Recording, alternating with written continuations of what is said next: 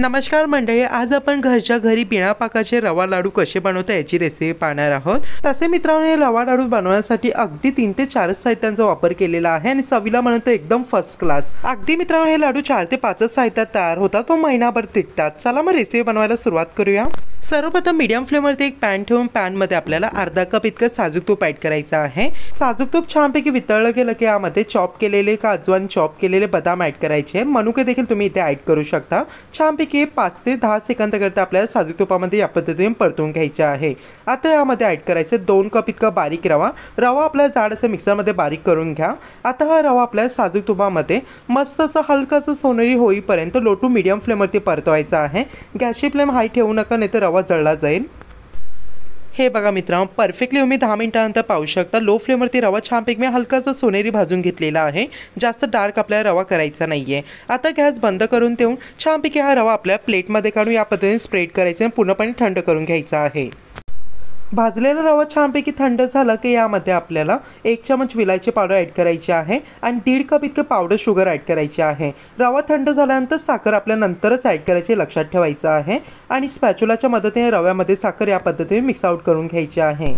हे बघा मित्रांनो, व्यवस्थितपणे साखर मी छानपैकी रव्यामध्ये मिक्स आउट करून घेतली। या पद्धतीने मुठ्ठी बनली पाहिजे। आता मित्रांनो, अर्धा कप इतकं पाणी थोडं आपल्या या पद्धतीने रव्यामध्ये ॲड करायचं आहे। पाण्याऐवजी दुधाचा देखील वापर करू शकता, पण पाणी ॲड केल्याने हे लाडू महिनाभर अगदी व्यवस्थित राहतात। आपण मित्रांनो, हे बिना पाकाचे रवाचे लाडू नक्की या दिवाळीला तसेच येत्या कोणत्याही दिवशी बनवून बघा, तुम्हाला प्रचंड आवडेल अशी ही रेसिपी आहे। हे बघा, पाणी व्यवस्थित मिक्स केल्यानंतर हे बघा लाडू आपले वळायला सुरुवात झालेले आहेत। आता मित्रांनो, या मिश्रणापासून आपल्याला लाडू तयार करायला घ्यायचे आहेत। जेवढा आकाराचा लाडू बनवतो तेवढा आकाराचं मिश्रण घ्यायचं आहे आणि हाताने या पद्धतीने आपल्याला लाडूला आकार देऊन घ्यायचा आहे। हे बघा, बिलकुल भी कष्ट होत नाहीत, अगदी सहज पद्धतीने लाडू आपला वळत आहे।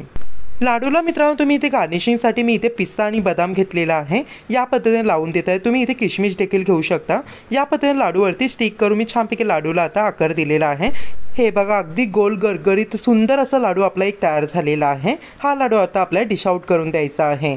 याच पद्धतीने मित्रांनो, आणखीन एक सुंदर लाडू आता वेगळ्या पद्धतीने तयार करून दाखवत आहे।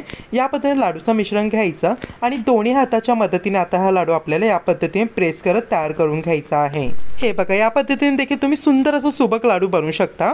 हे बघा मित्रांनो, आता सेम पद्धतीने मी सर्व लाडू तयार करून घेतलेले आहेत। पाहिलं ना मित्रांनो, अगदी झटपट आणि एकदम साधीसुधी अशी रेसिपी आहे, पण चवीला एकदम अप्रतिम तयार होते, तुम्हाला आवडेलच। त्याचप्रमाणे मित्रांनो, व्हिडिओ आवडला असेल व्हिडिओ नक्कीच एक लाईक करा आणि आपल्या चॅनल प्लीज सबस्क्राईब करा। तसे एक लाडू तुम्हाला तोडून देखील दाखवलेला लाडू बघा, अगदी दाणेदार आणि एकदम तोंडात विरघळेल असा तयार होतो। चला मग पुन्हा भेटू। हर हर महादेव।